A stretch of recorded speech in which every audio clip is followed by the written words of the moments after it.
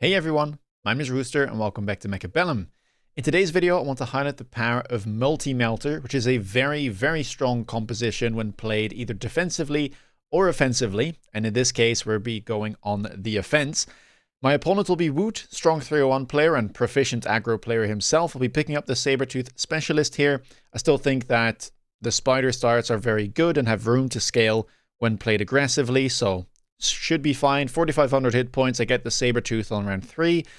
Nothing really to complain about. I'll be up against Arclights and Sledges here from Woot, who is a Rhino specialist, so we'll have to watch out for that round 4 Rhino. And I'll be setting up on the right side of the board. Just pick a side, really. I mean, I know that Woot typically likes to play more on the right side, although he has been changing up his style somewhat from how it used to be, definitely going wider here than he usually would. And on round 1, I typically prefer to just go for crawlers, even though I'll likely lose because the triple Arclight here is quite powerful, and I don't think I have enough damage to really get through all of the Sledgehammers and get through the Arclights as well, but I just don't think it's worth picking up something like a Marksman here.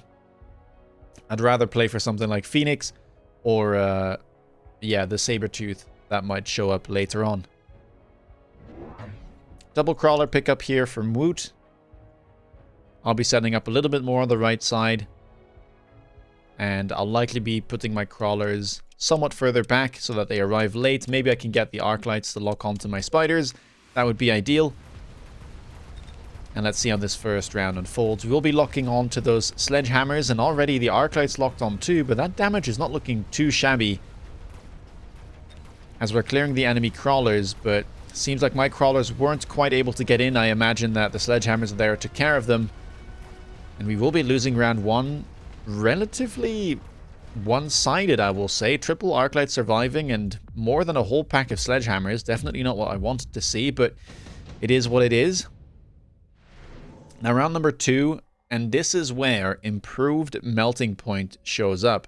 Opponent goes for the mass-produced Rhino card, which is definitely quite a good card too. You only lose 20% HP, and really you don't need the attack on the Rhino. It already has very good DPS, so only giving up basically 20% hit points for half the price, not too shabby. But then again, when compared to improved melting point, I think it does kind of pale in comparison. This thing is a monster. 50% bonus attack, 20% bonus HP, and importantly 20% bonus range makes this a menace. And not just that, it makes it a menace when paired with Multi-Melter, which of course gives up 30 meter range, but if you've got a bonus of 20, you're almost looking at a Multi-Melter with normal melter range, which is a very scary proposition, because there's a good reason that Multi-Melter loses so much range. Now round number 2, I pick up a Phoenix. I tried to go for the left tower, but a Rhino is in my way.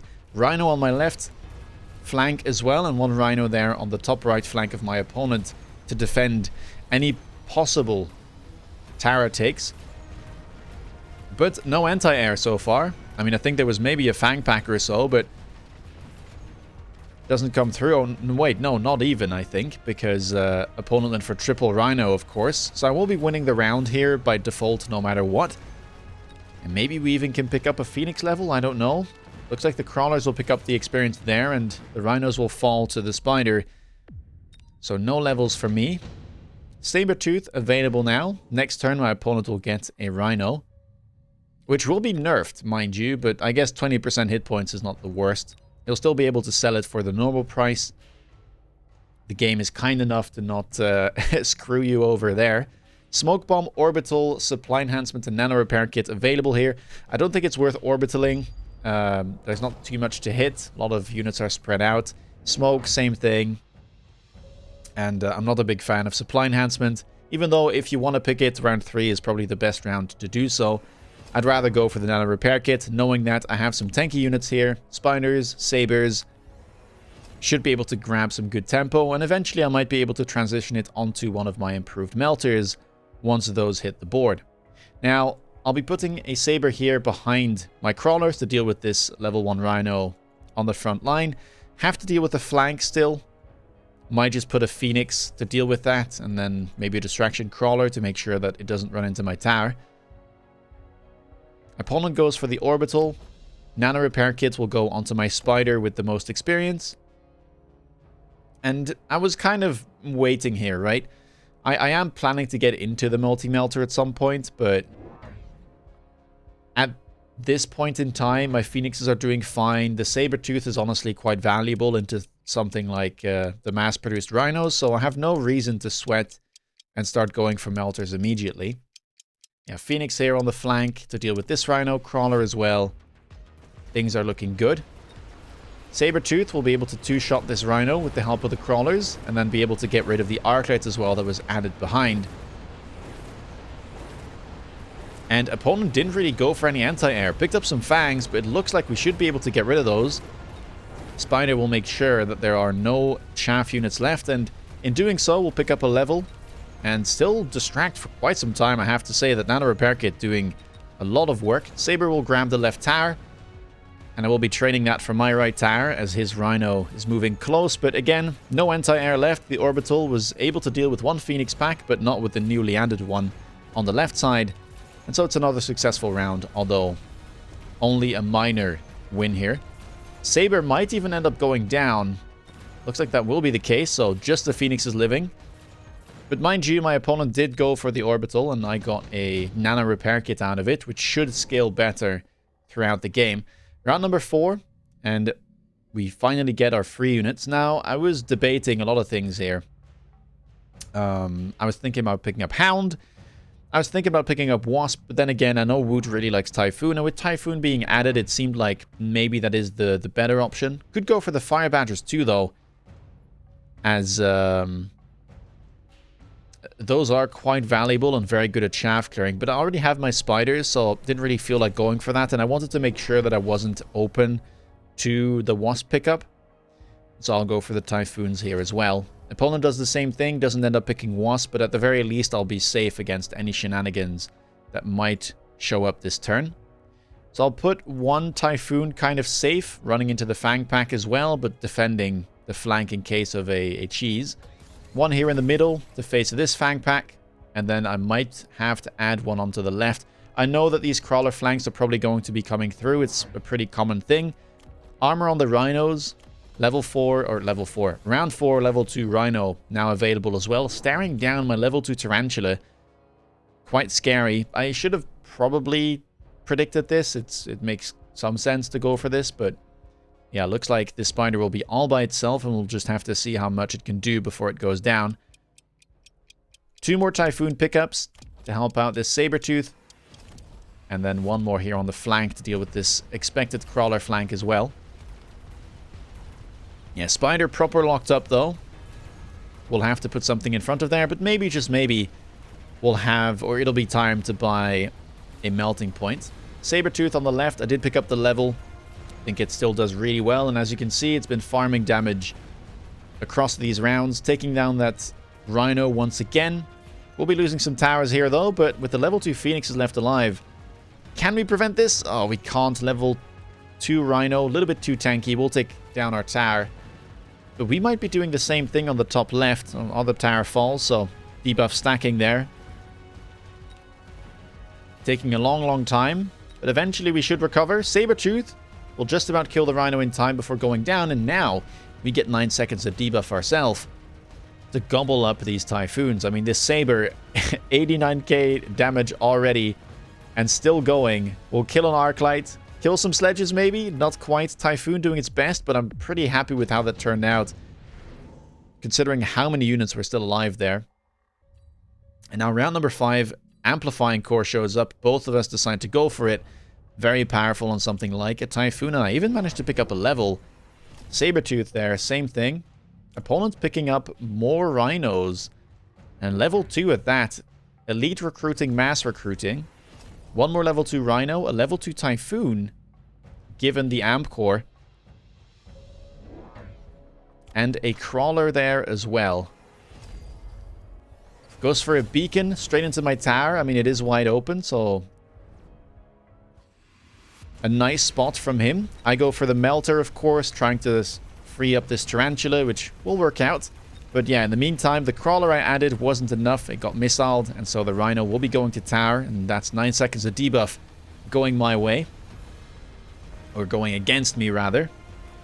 I think the Phoenixes, though, should be completely fine. Of course, Rhinos can't punch up, so we'll be able to take that down. Melter, though, getting overwhelmed now. Too many crawlers in the way, and with the amount of Typhoons and sledges on the enemy board, doesn't look to be a very good round for me here. How much can the Saber do, though? I didn't pick up the level. Maybe I should have. But still, I mean, the cleanup crew on the left side is doing a great job so far. I can't complain too much.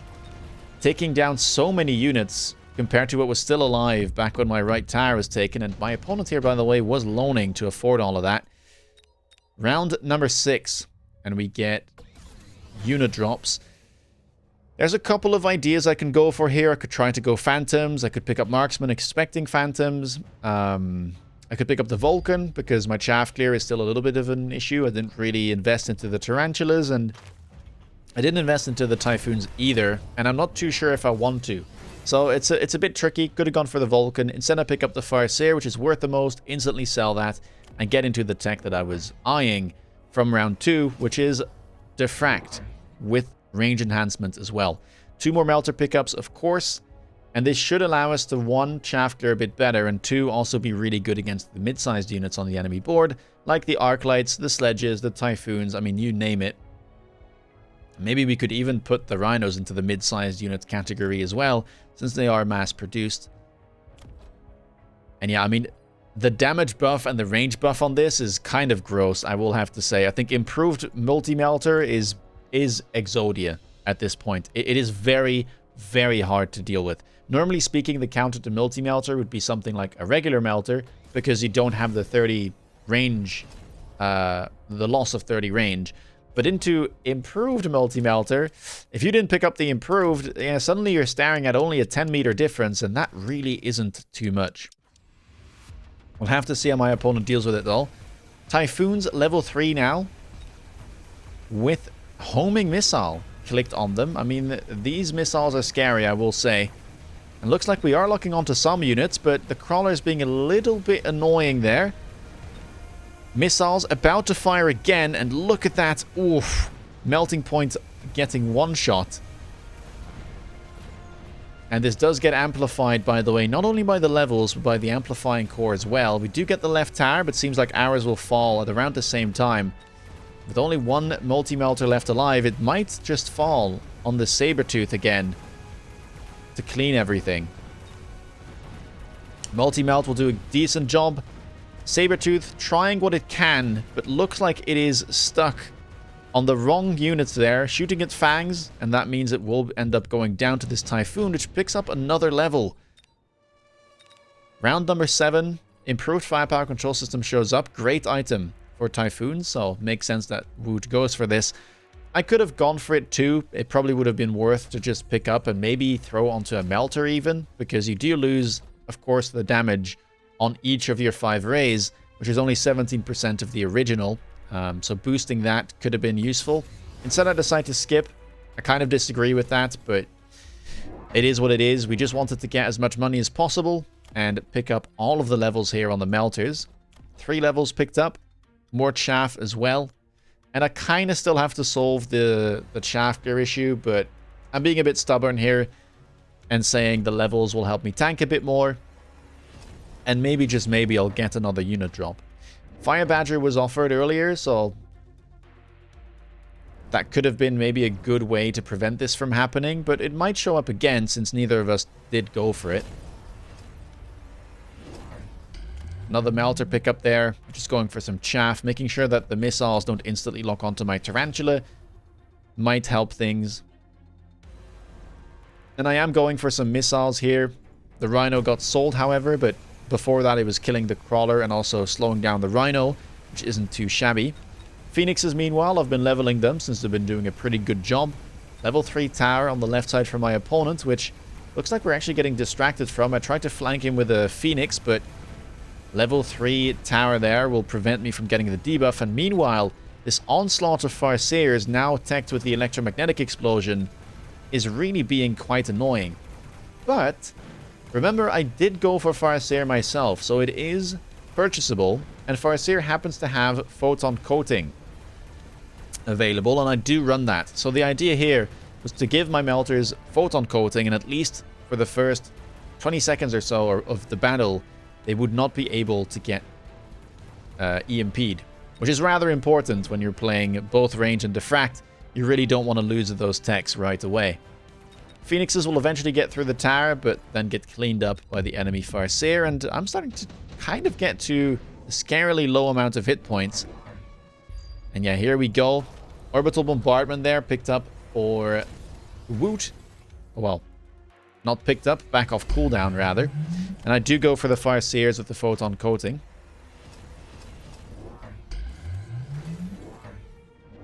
Barrier is now picked up here as well on those Typhoons. This one, level 5, is a bit of an issue, I won't lie. And again, here, we're not really addressing the chaff clear problem all that much. I am trying to pull some of these crawlers, though, kind of backwards, and hopefully get some early locks onto the Typhoons. If I can kill this big Farseer, this big Typhoon, I will probably be just fine, even if the chaff clear situation is not ideal. And then again, I know that round 9 or 10, I will be getting more unit drops, and there will probably be some type of chaff clear unit in there, right? Whether it's Fire Badger, or Vulcan, or Wraith. Any of those I could use, and it's just more efficient to wait for that. Left side is kind of getting, well, abandoned, or kind of, is just completely abandoned for my opponent. Which means that this melting point really isn't doing too much. I might end up selling that. Looks like the Photon is doing a decent job though. And you can see here the Farseers are soon to lock on, and those would have been EMP'd, but instead we're still locked onto the Typhoons there. At least killing some of them. Looks like the damage is really coming through though. Farseer level 4 with the improved firepower control system, dealing scary amounts. And that will mean my tower goes down as well. I've got one big melting point left, but that one doesn't have photon. Means that it will end up going down. Some crawlers in the way, and I think we'll lose our tower there. Looks like the Farseers and that big Typhoon pack that I was so scared of will prevail and send me down to 800 hit points. Getting a bit problematic. Round number 9, Nuke shows up. Both of us decide to go for it. I mean, we're both playing mostly on the right side, so if you manage to break some shields, should be able to get some good value out of that. Of course, opponents could beacon towards the left. I was a little bit worried about that. Well, looks like that is actually going to be the case. And I'll at least have to put down some shields. Now, again, no chaff clear here offered, so I know that next round there will be a unit drop, but am I willing to wait for it, is the big question.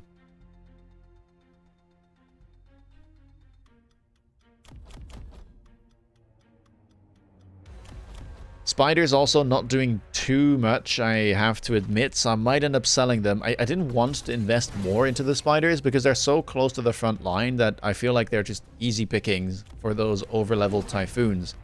Instead, I decided to go for energy absorption here. The one idea is it's going to help my melters tank, so even if the shields that I'm going to put down are going to break, the melters should be able to tank the nuke with the photon on top as well and kind of survive and maybe heal back up. And then the second, of course, is that with photon I can't get EMP'd, and this is a very, very powerful combo alongside the diffract. Looks like opponents here are in for a different idea. First trying to get to my left tower, but now moving in towards the right. We might be able to catch him with that nuke. And I decided to go for oil as well as firehounds. Very cheap combination, easy access to fire, and that'll at least give me some stalling to wait until the unit drop next round and see what's going to be in there. Now I decided to mobile beacon my units here to the right side, seeing as this tower is being leveled. Maybe it would be level 4 there as well. Nukes will be going off. Not too sure who hit what and whether or not it was worth it, but big explosions are always cool. Looks like the melters here are locked onto those Typhoons. Can we take them down? Phoenixes on the left side, meanwhile, did go to the enemy tower, but I think it's going to be of no use as we manage to win the round and start coming back into this. And here I'm starting to feel a little bit more confident, even more so when, yep, there it is, round 10, 3 units, Fire Badgers show back up. And this is the best thing I could have been offered. Very happy with that. It's also a unit that I wouldn't have been able to purchase otherwise, so I'm glad that it showed up. And this allows me to get into range and napalm, and now we're really into Exodia territory. Ranged napalm badgers with multi-melters, that is not easy to deal with. It basically will kill all of your chaff, and then, yeah, the multi-melters will basically kill everything else that they manage to lock onto. Woods will be going for the wasps, and I was kind of expecting some shenanigans on the left side, because my tower, though it is level 2, might be able to get taken. And honestly, right side, I don't see how you get in here. This is very, very hard to get through now. I did sell a spider. Arguably, I could have sold the one with the item and transferred that onto the big melter, but this guy was doing okay last round, and the one on the right really wasn't doing much of anything. Elite recruitment there from Woot, and going for the usual counter to multi-melter, which is range normal melters. But look at that, right? 170 there with the temp range. Mine have 160. That 10-meter range is really not going to make too much of a difference, and he does click EMP, but for the first 20 seconds of combat, that's not going to do anything. So we'll have to see how this works out. Big flank, though, coming through. I was somewhat expecting it, so that's why I leveled the tower to level 3. Add a fire badger there as well, kind of trying to defend, making sure these crawlers don't do anything. The replicate, I'm not too sure what that was supposed to accomplish, but pretty happy that that's going to be some wasted resources into the fire badgers. Going for underground as well. Wasps will manage to come through, but not too sure if this level 3 tower going down will be that big of a deal. Will only yield 5 seconds of debuff, and I think we should be able to deal with that.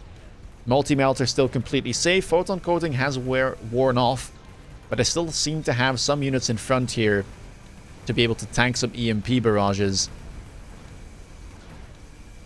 And that might allow us to lock onto these melters. One of them getting moved in, is that correct? No, I don't think so. That beacon was for something else, but with 3 multi-melters left alive, and the amount of hit points on them too, that is still going to be our round to take.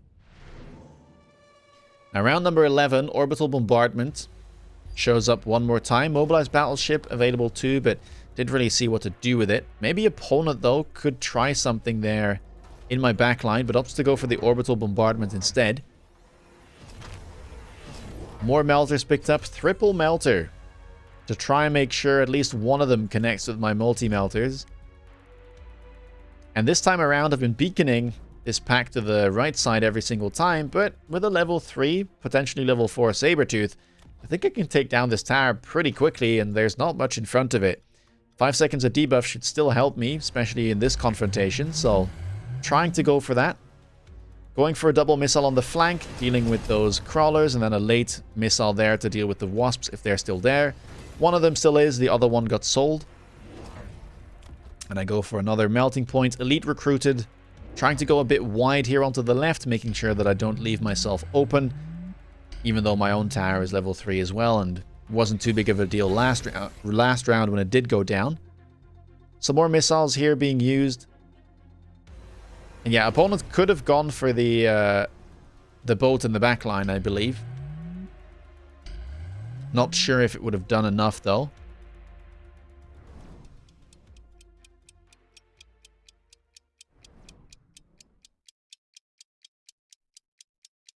And let's see how this shapes up.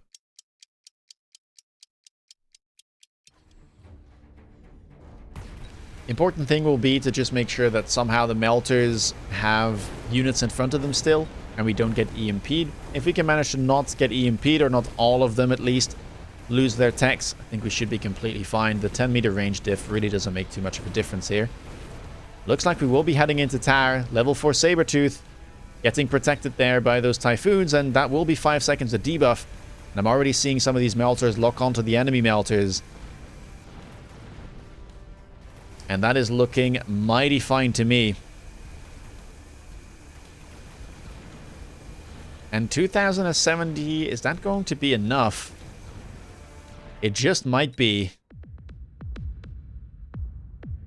Yes, it will. Minus 164. So that's how we close out the game. With improved multi-melter. Yeah, this is a very safe strat to go for if you see the card show up. It's just, yeah, it's very, very hard to deal with. And you basically have to get improved melter yourself, I think, or get into the normal melters way earlier. But if I manage to stabilize like I did, and of course we did wait for the unit drops, it is basically unbeatable at some point. I haven't even clicked electromagnetic barrage myself yet, which would be another improvement. We could briefly try with the boat drop. Not sure if that would have worked, but let's pick that up and see if we can get a debuff here. Might be able to do so. I think we should be able to. And then opponent went for, I mean, temp range is kind of important, and maybe some more melters here that were picked up.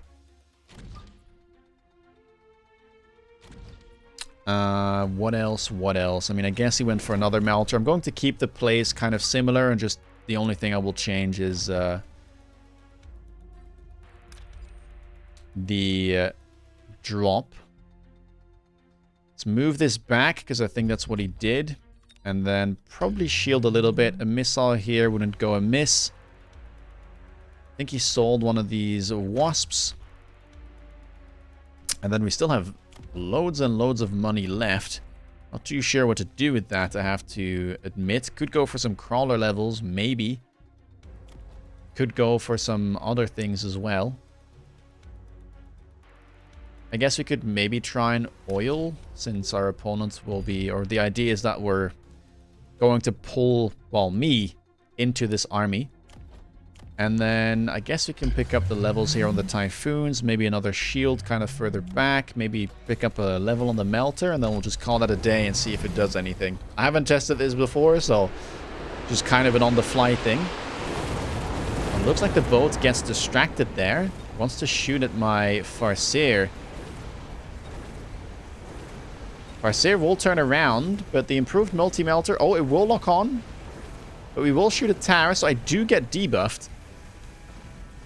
And that does mean that he doesn't get debuffed immediately in return, but I'm not too sure if it makes a difference. I guess it'll probably mean that he doesn't lose the game on the spot.